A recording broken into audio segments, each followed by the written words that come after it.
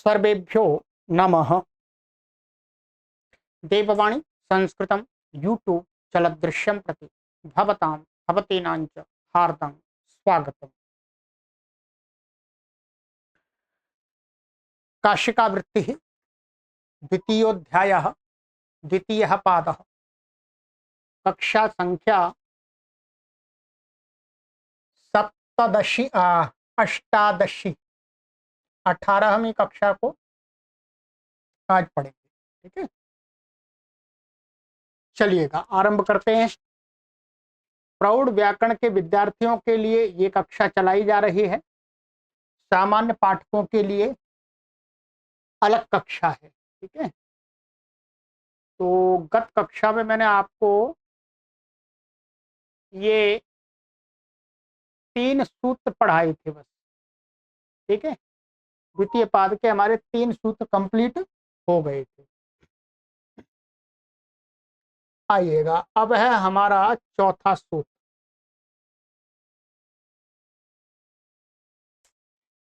प्राप्तापन्ने च द्वितीयया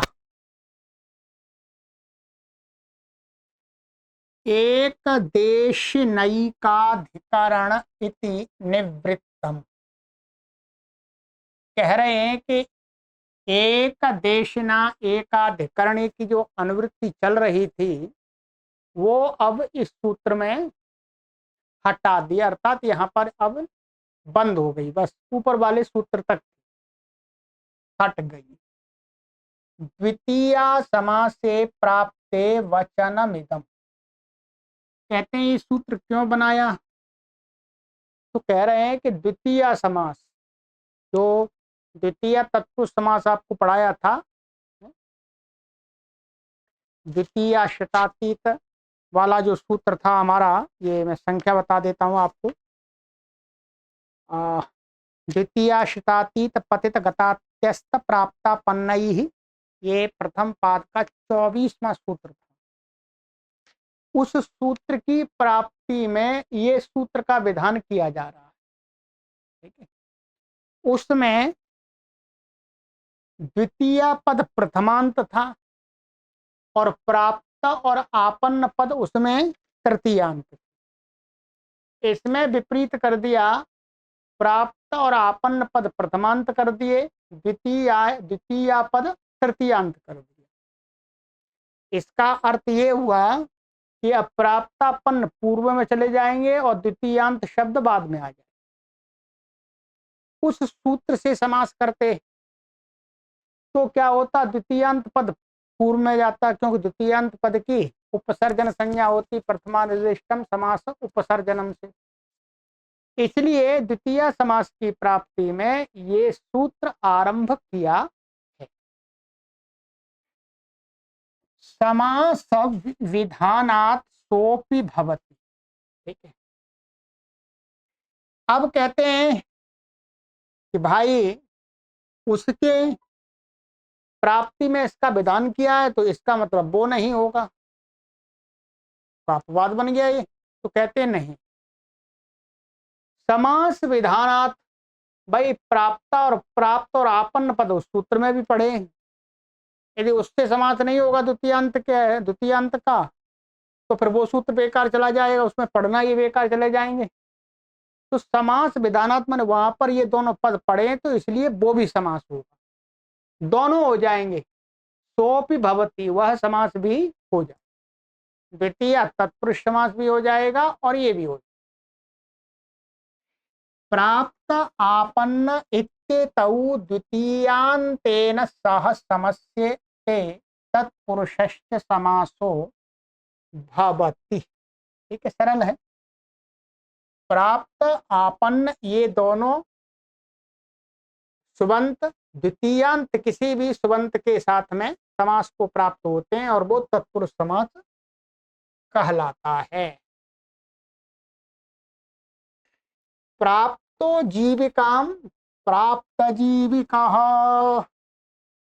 अब देखिए, माने जीविका को प्राप्त व्यक्ति क्या हो गया, प्राप्त जीविका।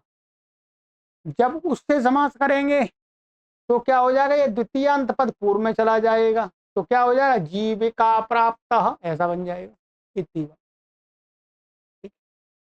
और विकल्प महाविभाषा से विग्रह वाक्य भी रहेगा, प्राप्तो जीविकाम ऐसा भी रहेगा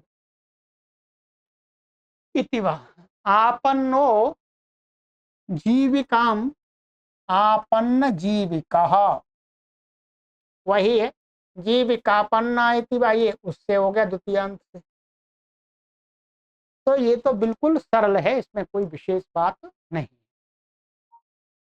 चलिएगा, ये तो आप स्वयं, मैं पढ़ाऊं नहीं आपको तो भी ये सूत्र कुछ ऐसे हैं, आराम से स्वयं भी आप पढ़ के समझ सकते हैं। ठीक है।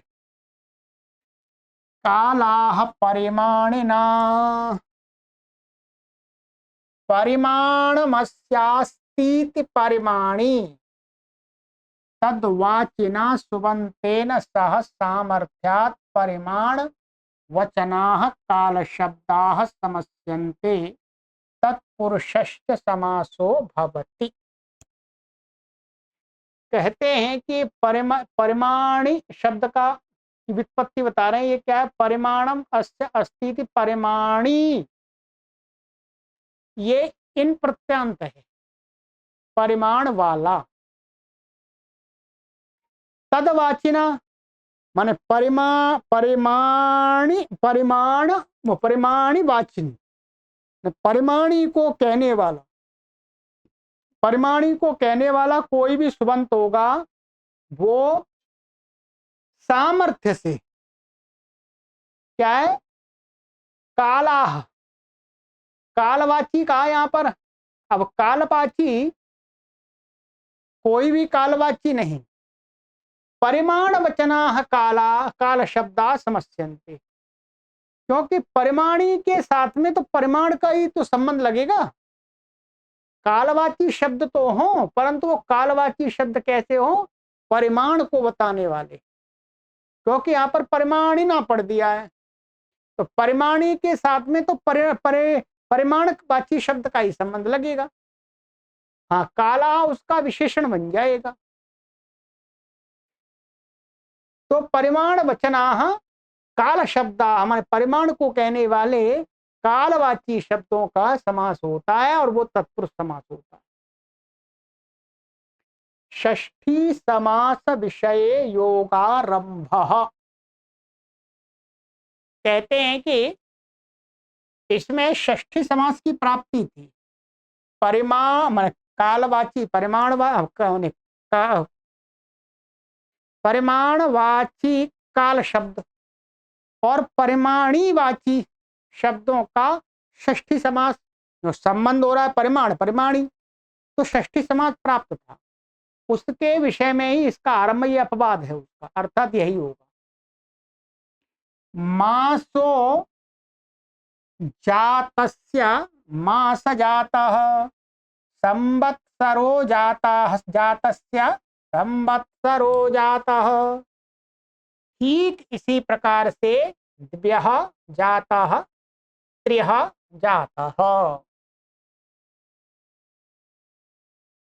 अब ये तो मैंने पढ़ के बता दिया, अब इसमें घटाना भी तो है, तभी तो समझ में आएगा। अब देखिएगा, मास शब्द कैसा है, कालवाची, काल को ही तो कहता है ये। काल के साथ में एक परिमाण को भी बताता है, परिमाण को बताता है, अर्थात 28 दिन का होता है, 30 दिन का या 29 दिन को एक परिमाण बताता है। ये हो गया परिमाणवाची काल शब्द। ऐसे ही संवत्सर शब्द भी हो जाएगा, ऐसे दिव्या 2 दिन का, त्रिहा 3 दिन का, कालवाची भी है और एक परिमाण विशेष को भी बता रहे हैं। और ये परिमाण है जिसका, माने ये परिमाण है जिसमें, यही तो कहा था, परिमाणम अस्य अस्ति, मान जिसका कह सकते हैं, जिसमें भी दोनों लगता है। तो मास किसका बताया जा रहा है, इसका बताया जाए जातस्य। जातस्य एक है उत्पन्न हुआ कोई व्यक्ति, यहाँ व्यक्ति ले लेंगे पुरुष, उत्पन्न हुआ कोई मनुष्य मान लीजिए, बालक मान लीजिएगा। तो ये क्या हो गया, जात शब्द ये द्रव्य को कह रहा है, जिसका काल बताया जा रहा है उसको कह रहा है ये जात। जात माने उत्पन्न हुआ कोई व्यक्ति होगा यहाँ तो कोई है। तो ये हो गया परिमाणिवाची। ठीक है, तो अब इनका समास हो जाएगा। तो जात मासो जातस्य मास जातः, माने उत्पन्न हुए का एक मास, माने जिसको उत्पन्न हुए एक मास हो गया। एक मास का मतलब ऐसा कह सकते हैं। ऐसे ही संवत्सर जाता, अब मैंने समझा दिया आपको पूरा, इसमें कुछ बचना नहीं चाहिए। ऐसे द्विहजातः त्रिहजातः, सिद्धियां आप अष्टाध्यायी भाष्य प्रथमावृत्ति में देखें। ठीक है, सिद्धियों का यहाँ विषय नहीं है। ठीक है, ये मैंने समझा दिया।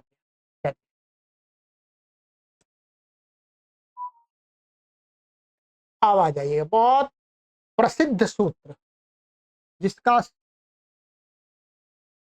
भाषा के अंदर बहु माने बहुतायत से प्रयोग होता है। ठीक है, नहीं ठीक है, नहीं, दो मात्रा का ये सूत्र है। अर्धमात्रा न की, अर्धमात्रा य की, और एक मात्रा अ की। तो मात्रा नई समर्थेन सुबंतेन सह समस्यते तत्पुरुषश्च समासो भवति। कहते हैं नहीं, ये अव्यय है, तो ये समर्थ सुबंत कोई भी होगा उसके साथ समास को प्राप्त होता है और वो तत्पुरुष समास होता है। इसको बोलते नहीं तत्पुरुष समास। न ब्राह्मण अब्राह्मण, न वृषल अवृषल। तो जब समास होता है तो नई का नकार का न लोप होना यहाँ से लोप हो जाता है।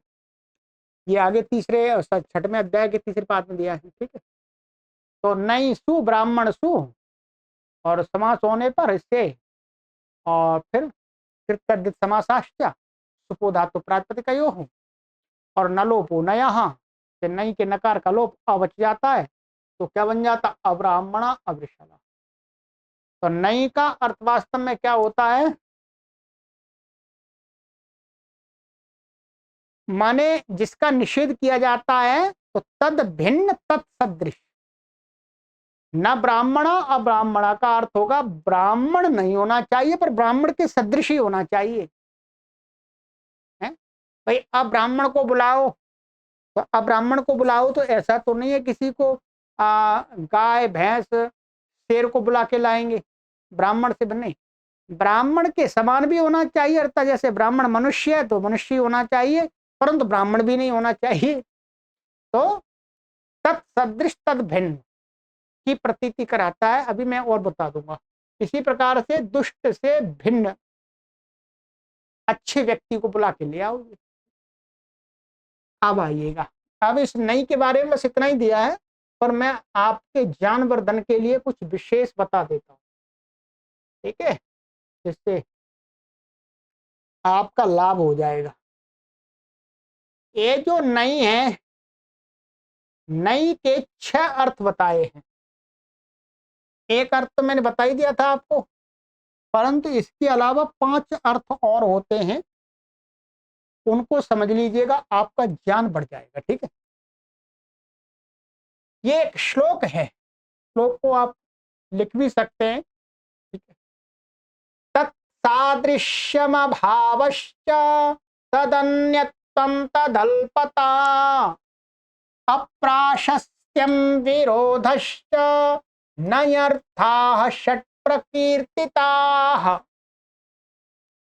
कहते हैं नई के 6 अर्थ प्रकीर्तिता माने शास्त्रों में विद्वानों ने बताए हैं।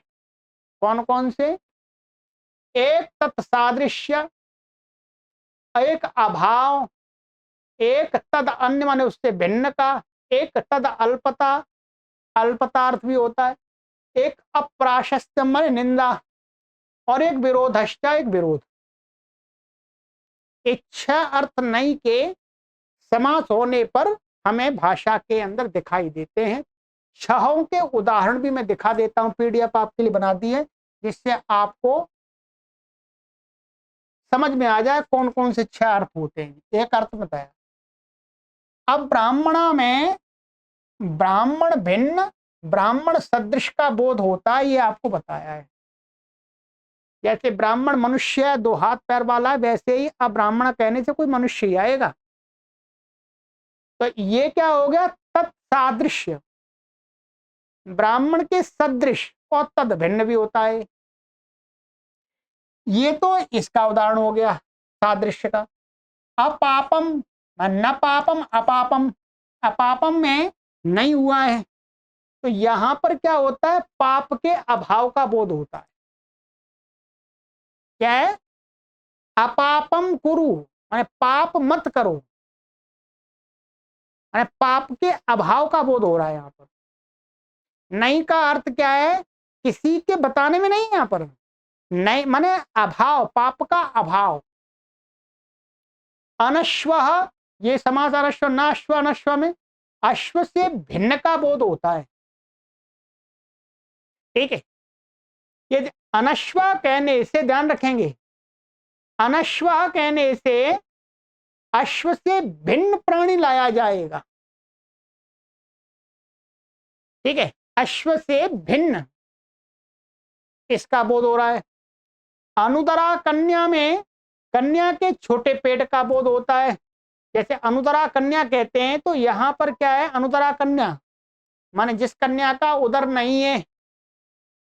ठीक है, यहां पर वास्तव में जो नई का प्रयोग हो रहा है, ये वाला तत्पुरुष वाला नहीं हो रहा है, ये नई के अर्थ बता रहे हैं। नई क्या है, तत्पुरुष में भी प्रयोग होता है, बहुब्री में भी प्रयोग होता है, ये भी ध्यान रखेंगे। क्या, बहुब्री में भी। ये जो उदाहरण दिया रहा है, ये नई बहुब्री का है, पर नई तो है। तो यहां पर क्या है, अनुदरा कन्या में क्या कहते हैं, जिसका पेट छोटा होता है उसको बोलते हैं अनुदरा कन्या। वैसे अनुदरा कन्या का शाब्दिक अर्थ निकलता है जिस कन्या का उदर नहीं है, तो ऐसी कन्या तो कोई होती नहीं है कि जिसका उदर ना हो। ठीक है, तो अनुदरा कन्या में कन्या के छोटे पेट का बोध होता है, अर्थात छोटे पेट वाली कन्या। इसी प्रकार से अपशवः, अपशवः कहेंगे, अपशवः तो पशुओं की कमी का बोध होता है, न्यूनता का। ठीक है, क्या यहां पर ये बताया था, उसकी कमी। ठीक है, ये अप्राशस्त्यम का अर्थ इन्होंने कमी, ये तदल्पता माने जिसका निषेध किया जा रहा है उसकी अल्पता का बोध होता है। ठीक है, नहीं ये तो अनुदरा कन्या में था अल्पता का, तो ठीक है, ये था अप्राशस्त्यम, ये अप्राशस्त्यम था इसका अपशवा का। तो इसमें क्या है, पशुओं की कमी का बोध होता है। पशु नहीं है ये बोध नहीं होता, माने कम पशु है। ठीक है, अधर्म हमें नहीं के विरोधी का बोध होता है। कहते हैं अधर्म मत करो, तो अधर्म का अर्थ होता है धर्म का बोध होता है अधर्म से। तो यहां पर ये कहा था कि विरोधश्च, विरोध, विरोध माने माने उसका विरोधी अर्थ का प्रतीति होती है। तो विरोधी माने अधर्म में धर्म के विरोधी नहीं, ये अधर्म का है ना, अधर्म से मैंने गलत बताया। अधर्म से क्या, धर्म का विरोधी जो होता है उसकी प्रतीति होती है। धर्म से भिन्न की प्रतीति नहीं होती, धर्म के विपरीत जो मन धर्म का कार्य है उसके विपरीत जो कार्य है उसकी प्रतीति होती है। ये 6 अर्थ बताए हैं। ठीक है, ये आपको एक इशारा दिया है। यहां पर जब आप संस्कृत साहित्य पढ़ेंगे तो वहां पर वाक्य में प्रसंग के अनुसार और अच्छी तरह से ये अर्थ घटित हो सकते हैं। अब मैंने इसलिए बताया है कि आप नहीं का हर जगह एक ही अर्थ ना लें, प्रसंग के अनुसार भिन्न भिन्न ये 6 अर्थ शास्त्रों के अंदर संस्कृत साहित्य में देखे गए हैं, ये विद्वानों ने निश्चय किया है। ठीक है, ये हजारों लाखों वर्ष संस्कृत साहित्य की जो परंपरा चलती रही है उसमें से निष्कर्ष निकाला है कि संस्कृत साहित्य में जहां पर समाज के अंदर नई प्रयोग होता है तो नई के ये 6 ही अर्थ निकल के आते हैं। इनमें से कोई भी अर्थ हम वहां पर सभी अर्थ नहीं लगा देंगे, प्रसंग के अनुसार लगाएंगे। ठीक है, ये विशेष मैंने आपको आपके बता दिया। ये वास्तव में सिद्धांत कौमुदी से लिया है मैंने। सिद्धांत कौमुदी में जो हिंदी टीका है वहां से लिया है, जैसे सिद्धांत कौमुदी में मूल में नहीं है, ध्यान रखेंगे। ठीक है, चलिएगा। तो आप हमारे पाठक हैं, तो आपकी ज्ञान वृद्धि के लिए कुछ अधिक बताना ये हमारा कर्तव्य होता है, नहीं तो हम आपको इतना पढ़ा करके भी छोड़ देते। चलिए, अब आप अपने पाठकों को भी बताएंगे। ईषदकृता, ईषदित्ययं शब्दो कृदंतेन सुपासः समस्यते तत्पुरुषश्च समासो भवति। कहते हैं ईषत यह शब्द माने अकृदंत, माने कृदंत प्रत्यंत शब्द नहीं होना चाहिए, उसके साथ में समास को प्राप्त होता है, वो तत्पुरुष समास होता है। तो कहते हैं यहाँ पर एक वार्तिक दे रहे हैं कि यहाँ पर ठीक है अकृदंत कहा है, परंतु इसके साथ ये कहना चाहिए ईषद गुणवचनेनेति वक्तव्यम, कि ईषद का अकृदंत तो ठीक है, परंतु साथ में ये कहना चाहिए गुणवाची शब्द के साथ समास होता है। क्या? गुणवाची। जैसे ईषत कटारः, ईषत पिंगलः, तो कटारः ये क्या है? गुणवाची है। ईषद विकटः, ईषद उन्नतः, ईषद पीतम, ठीक है, ईषद उक्तम, ईषद रक्तम, ये सभी गुणवाची शब्द हैं। ठीक है, अब कहते हैं गुणवचने नीति किम। ठीक है, ये जो यहाँ पर पीतम लिया है, ध्यान रखेंगे, ये यहाँ पर इन्होंने पीले रंग का वाचक शब्द है। ठीक है,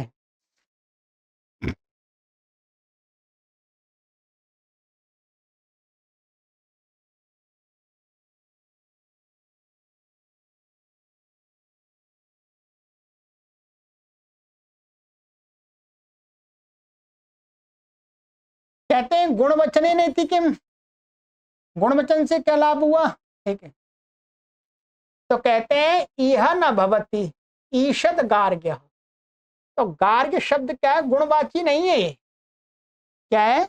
गार्ग्य शब्द ये गुणवाची नहीं है। गार्ग्य एक समूह का बोध कराता है। गार्ग्य एक प्रकार से जातिवाचक शब्द माना है इन्होंने, तो ये गुणवाची नहीं है, इसलिए इसके साथ में समास नहीं होगा। यदि इतना ही रखते ईषद अकृता, तो ये अकृदंत तो है, इसके साथ भी समास हो जाता। अब वार्तिक बना दिया कि गुणवचन शब्द के साथ में ही समास होगा। ठीक है, चलिएगा, यहां पर भी वही अर्थ है। गुणवचन माने जिसने पहले गुण को कहा था, अब वो गुणी को कहता है। ठीक है, अब वो गुणी को कहता है, ऐसे शब्द हैं ये।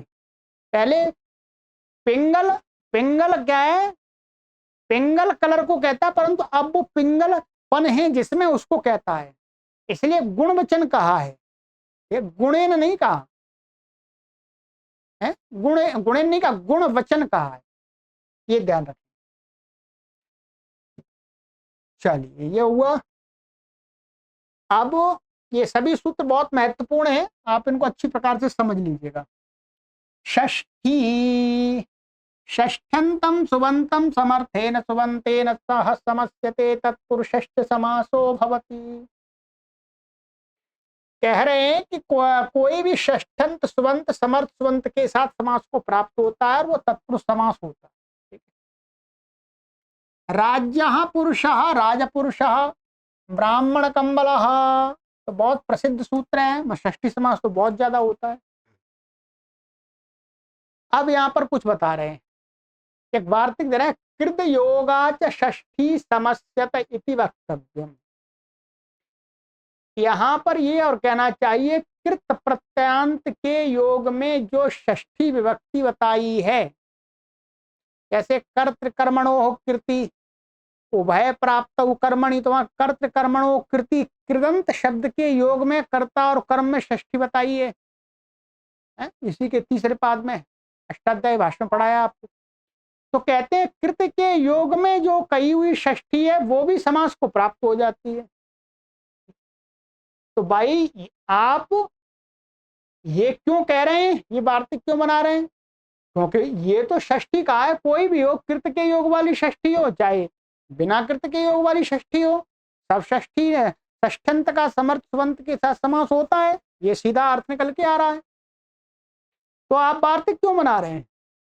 इसका उत्तर आगे देंगे, पर पहले इसके उदाहरण देते हैं। जैसे इद्म प्रवृश्चनः पलाश शातनः, तो यहां पर क्या है, इद्मा नाम प्रवृश्चनः में कर्तृकर्मणो कृति, कर्तृकर्मणो कृति से यहां पर षष्ठी हुई थी। ऐसे पलाश शातनः यहां पर भी कर्तृकर्मणो कृति से षष्ठी हुई थी, पलाश से शातनः पलाश शातनः। अब कहते हैं किमर्थम इदम उच्यते, ये क्यों कहा ये वाला वार्तिक, क्योंकि तो इसी से प्राप्त हो रहा था षष्ठंत का। तो कहते हैं इसलिए ये बात कहनी पड़ रही है क्योंकि आगे चल के जो आगे हमारा सूत्र आएगा, ये न निर्धारणे, 10वां सूत्र, इसके बाद वाला है न निर्धारणे, वहां पर एक वार्तिक दिया है, वार्तिक दिया है कि प्रतिपद विधानाच षष्ठी न समस्यते इति वक्ष्यति तस्यायं पुरस्ताद अपकर्षः। यहां पर इस सूत्र को छोड़ करके आगे जो सूत्र आएगा न निर्धारणे, ये निषेध का प्रकरण आरंभ हो रहा है। पहले विधि कर दी, षष्ठी समास का निषेध के सूत्र है। इसी निषेध वाले प्रकरण में इस सूत्र में यहां पर ये वार्तिक है, प्रतिपद विधानाच षष्ठी न समस्यते वक्तव्यम, कि प्रतिपद विधाना जो षष्ठी है, प्रतिपद माने पद को लेकर के इस शब्द के साथ में षष्ठी होती है, माने इस शब्द के योग में षष्ठी होती है, वो प्रतिपद षष्ठी है। जो तीसरे पाद में षष्ठी विभक्ति का प्रकरण है, उसमें जो षष्ठी शेष सूत्र है उसको छोड़ करके बाकी जितने भी सूत्र हमारे बचे हुए हैं वो सभी सूत्र क्या है, प्रतिपद विधान षष्ठी करने वाले होते हैं, ध्यान रखेंगे, षष्ठी शेषे को छोड़ करके। तो प्रतिपद विधाना जैसे कर्तृकर्मणो कृति, ये प्रतिपद विधाना षष्ठी है कि कृदंत पद के योग में कर्ता और कर्म में षष्ठी होती है। तो ये यहां पर कहते हैं कि ठीक है, निर्धारण में जो षष्ठी होती है उसका निषेध, और प्रतिपद विधाना जो षष्ठी है कर्त कर्मणो कृति आदि, तो कहते हैं उस षष्ठ्यंत के साथ भी समास नहीं होता है, इसलिए यहां पर निषेध करेंगे। तो इसलिए कहा कि यहां पर ऐसा कहना चाहिए कि प्रतिपद विधानाच षष्ठी न समस्यते में, अब ये जो कृत योगा षष्ठी है, कृत के योग की जो षष्ठी है, कर्त कर्मणो कति कृति उभय प्राप्त कर्मणि, ये क्या है, कृत के योग में षष्ठी कही है, तो दूसरी जो प्रतिपद विधाना षष्ठी है उसमें तो निषेध हो जाएगा। परंतु कृत के योग वाली षष्ठी यदि होगी तो ये वार्तिक निषेध नहीं कर पाएगा, अब इससे क्या हो जाएगा, समास हो ही जाएगा। पूरी तरह से समझ में आना चाहिए। तो इति वक्ष्यति आगे कहेंगे, मैंने दिखा दिया, तस्य उसी का यह पुरस्ताद अपकर्षः माने पुरस्ताद अपवाद है। ठीक है जी, चलिएगा आज षष्ठी का पूरा प्रकरण कर देते हैं और फिर निषेध का आगे चालू हो जाएगा। ये समझ में आ गया आपको पूरा? पहले जब अष्टाध्यायी भाष्य में भी मैंने समझाया था तब थोड़ा कम समझ में आता, पर तो अब आपको पूरा समझ में आएगा। अब कहते हैं याजकादिभिश्च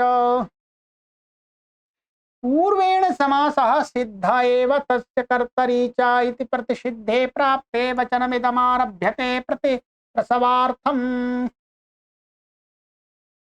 ये कहते हैं कि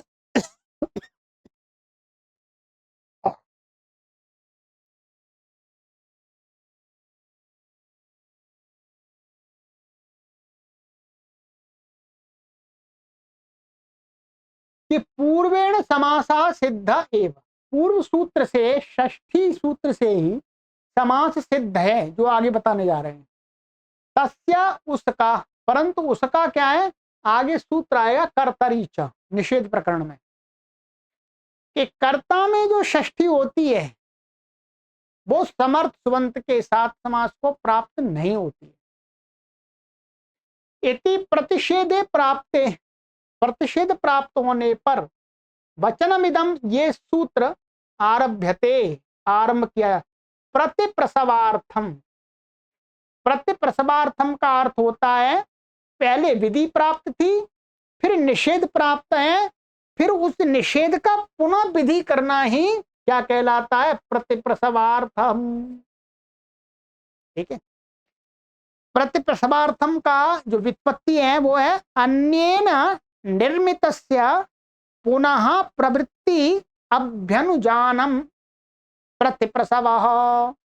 समझ लीजिएगा, क्या है, अन्य किसी सूत्र के द्वारा निर्मित, ठीक है, निर्मित पुनः प्रवृत्ति, फिर उसकी प्रवृत्ति करा देना, प्रत्याना, फिर दोबारा प्राप्ति करा देना ही, जैसे इससे प्राप्ति थी उससे निषेध हो गया था, फिर दोबारा प्राप्ति करा देना ही क्या है, प्रतिप्रसवार्थम, माने फिर पुनः उसकी उत्पत्ति करा देना, उस कार्य की सिद्धि करा देना। ठीक है, कहते हैं आगे, याजकादिभिः सा षष्ठी समच्यते तत्पुरुषश्च समासो भवति। याजकादि गण में पड़े हुए जो शब्द हैं वो माने के साथ में षष्ठ्यंत सुबंत समास को प्राप्त होता है, वो तत्पुरुष समास होता है। अब देखिएगा, ऐसे ब्राह्मण याजक, क्षत्रिय याजक, तो क्षत्रियाणाम याजक और आने वो ब्राह्मणानाम याजक, क्षत्रियाणाम याजक, ये शब्द क्या है, ये मूल प्रत्यांत हैं। अब आपको मैं इसमें अर्थ दिखाऊं, यहां पर थोड़ा दिखा देता हूं। ये जो आगे सूत्र आएगा, कर्मणि च त्रिकाव्यम कर्तरि च, ये आएगा ना, ये सूत्र, इससे निषेध, जैसे क्या कहा, कर्तरि च यौ त्रिजकौ ताभ्याम सा षष्ठी न समस्यते, माने कर्ता में जो त्रिच और अक मान उणुल प्रत्यांत शब्द, उन प्रत्यांत माने उन शब्दंत माने कर्ता में त्रिजंत और उणुल्त शब्द हैं, उनके साथ में षष्ठी माने षष्ठी समास को प्राप्त, षष्ठंत पद समास को प्राप्त नहीं होता है। अब क्या है देखिएगा, यहां पर ये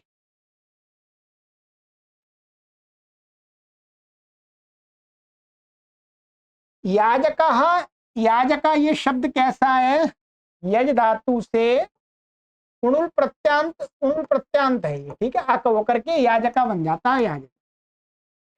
अब इसके माने इसके योग में इनमें क्या है, षष्ठी है, षष्ठी में इनके ब्राह्मण नाम याजक, यही तो अर्थ है। तो ये क्या है, ये क्या है, कर्ता में जो त्रिच और अणल, ये कर्ता के अणुल, कर्ता में तो होता है यजति यास, यजति यास याजक। तो यहां पर इस षष्ठंत के साथ में इसका समास नहीं प्राप्त हुआ, निषेध हो रहा था, तो इसने प्राप्त करा दिया। ऐसे ही अब ये याजक, पूजक, परिचारक, परिषेचक, स्नातक, अध्यापक, उत्सादक, उद्वर्तक, ये सारे उणुल प्रत्यांत हैं। होत्री, पोत्री, भर्त्री, ये त्रिच प्रत्यांत हैं, माने त्रि। रथगणक, पत्तिगणक, ये भी उणुल प्रत्यांत हैं। ठीक है, तो इनके साथ हो जाएगा। अब कहते हैं ठीक है जी, चलो ये हो गया।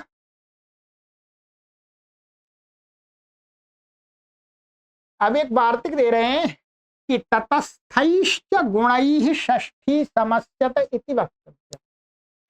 ऐसा कहना चाहिए, ततस्थैः गुणैः षष्ठ्यन्ति, षष्ठी कोई षष्ठ्यंत पद है और उसमें कोई षष्ठ्यंत पद द्रव्यवाची है, उस द्रव्य में रहने वाला कोई गुण है, तो उस गुणवाची शब्द का उस षष्ठ्यंत के साथ समास कहना चाहिए, ये अर्थ है।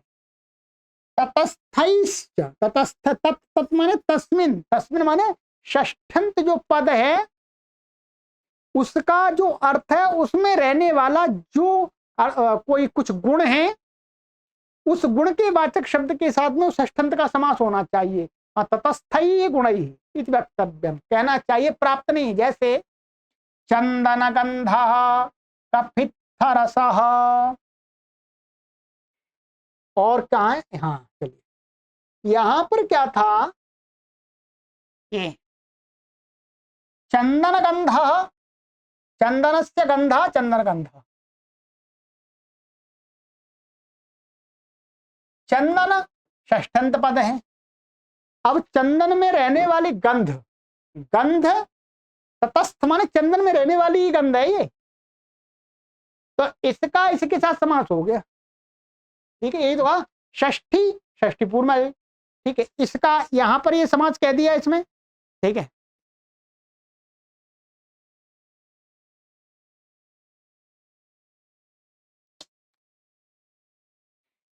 तो ये गंध शब्द क्या है, गुणवाची है, ध्यान रखेंगे क्या है, गुणवाची।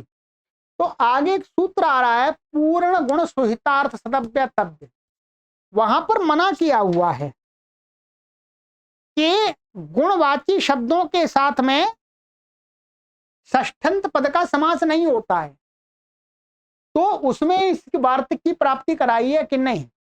यहां पर ये गुणवाची तो है, परंतु ये गुण इसी के अंदर रहता है, तो उसके साथ तो समास हो जाएगा, ठीक है। कपित्थ रसः, कपित्थ में रहने वाला रस, तो रस शब्द गुणवाची है, ठीक है, ये हो गया। अब एक वार्तिक और बता रहे हैं जी,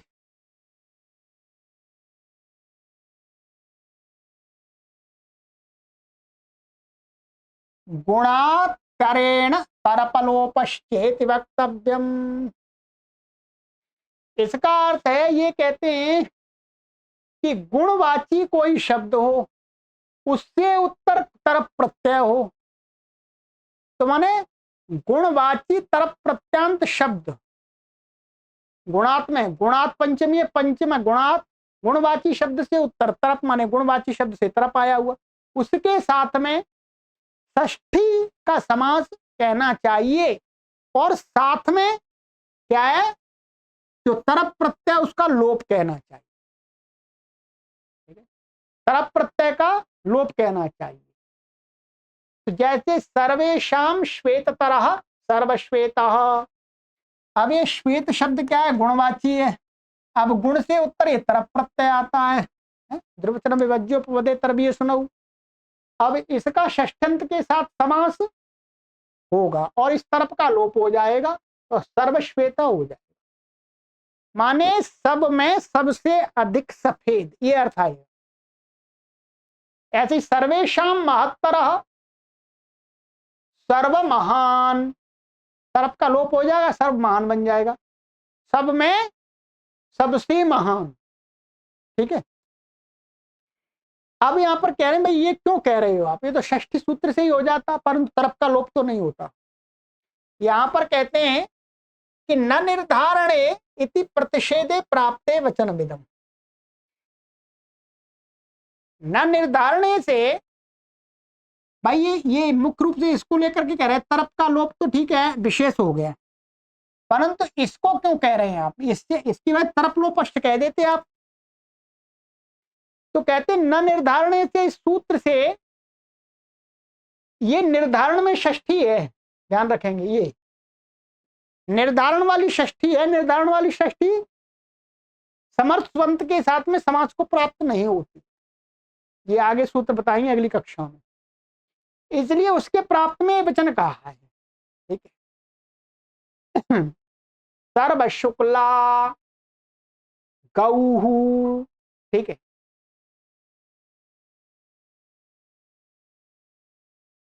तो ये एक और उदाहरण दे दिया है, सर्व शुक्ला गौहू, इसको बाद में क्यों दिया है, एक मिनट देखने दीजिए।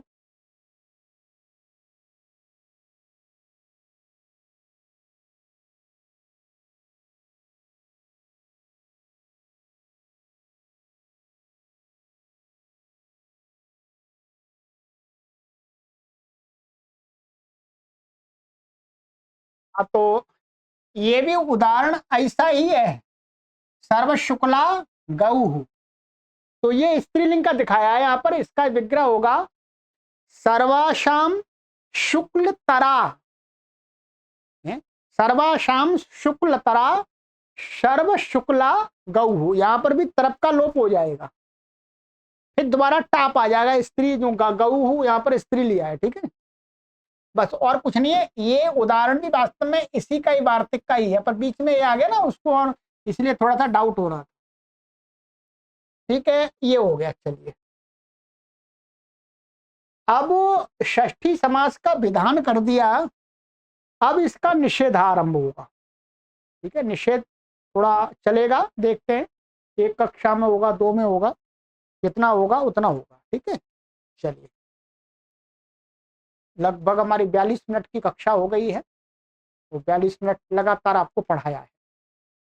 आप इसको पढ़ेंगे तो कम से कम आप समझना पड़ेगा, तो आपको तो रोक रोक के पढ़ना पड़ेगा, तो आपको कम से कम 1.5 घंटा लगेगा आराम से। ठीक है, क्योंकि मैं तो पहले से एक बार पाठ को देखता हूँ, तैयार करके आता हूँ, तब आपको जल्दी जल्दी पढ़ा देता हूँ। ठीक है, परंतु आपको, आप देख के भी आएंगे, फिर आपको समझना भी है, तो मैं तो समझ के आता हूँ, तो समझाने के लिए तो आपको कम से कम 1.5 घंटा लगेगा इसको समझने में। चलिए, सर्वेभ्यो नमः।